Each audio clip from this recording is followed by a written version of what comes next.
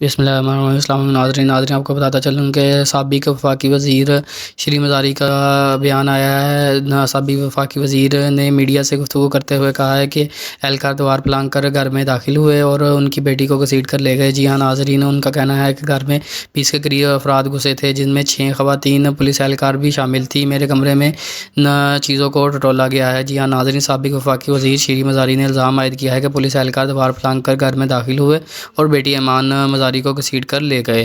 جی ہاں ناظرین، تفصیلات کے مطابق اسلام آباد کچہری میں صحافیوں سے گفتگو کرتے ہوئے انہوں نے بتایا کہ ایمان کی گرفتاری کے لیے اہلکار گیٹ پھلانگ کر گھر کے اندر آئے تھے اور گارڈ کو کیبن میں بند کر دیا۔ جی ہاں ناظرین، ان کا کہنا تھا کہ موبائل چھین لیا گیا اور دروازے بھی توڑنے کی کوشش کی گئی۔ جی ہاں ناظرین، گھر میں 20 کے قریب افراد گھسے، ان میں سے 6 خواتین پولیس اہلکار بھی تھی جو ایمان مزاری کو گھسیٹ کر ساتھ لے گئی، اور ان کا کہنا تھا کہ میرے کمرے میں بھی چیزوں کو ٹٹولا گیا اور سرچ بھی کیا گیا۔